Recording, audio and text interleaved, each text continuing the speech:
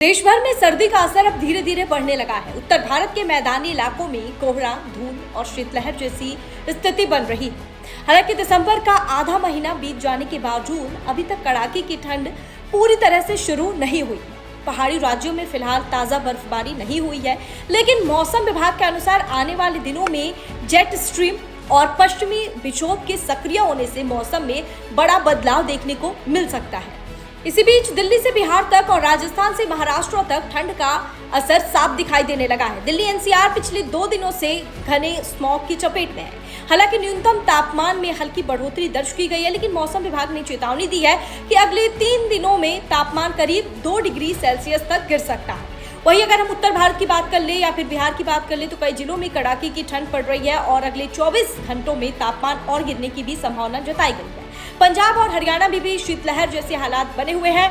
कुल मिलाकर पंजाब, हरियाणा, हिमाचल प्रदेश, दिल्ली एनसीआर, उत्तर प्रदेश, बिहार, झारखंड और छत्तीसगढ़ में तापमान सामान्य से काफी नीचे दर्ज किया गया है। हालांकि दिन के समय में धूप निकलने से ठंड का असर कुछ कम महसूस हो रहा है, लेकिन रात और सुबह के समय सर्दी काफी तेज पड़ रही है और ऐसे में मौसम विभाग का अनुमान है कि अगले 24 से 48 घंटों में तापमान में और भी गिरावट आ सकती है, जिससे ठंड और बढ़ेगी।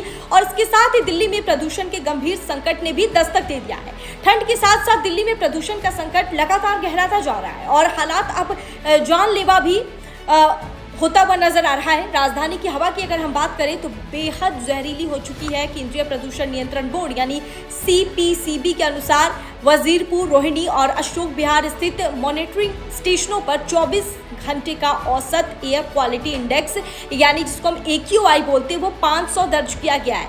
यह AQI का अधिकतम स्तर है और जिससे ऊपर की रीडिंग आधिकारिक रूप से दर्ज नहीं की जाती है और देश के बड़े हिस्से में सर्दी धीरे धीरे अपना असर दिखा रही है। ऐसे में लोगों की जो मुश्किलें हैं वो बढ़ती जा रही है और खासकर दिल्ली एनसीआर में रहने वाले लोगों के लिए ये काफी मुसीबत का समय है। प्रदूषण का संकट लगातार गहराता जा रहा है। ऐसे में लोग अगर घर से बाहर निकल रहे हैं तो उन्हें सतर्कता बरतने की जरूरत है और आपको ध्यान रखना है कि कैसे मास्क पहनना है और बिना मतलब घर से बाहर नहीं निकलना है और प्रदूषण से बचने का यही उपाय है। इसे अपनाएं और स्वस्थ रहें।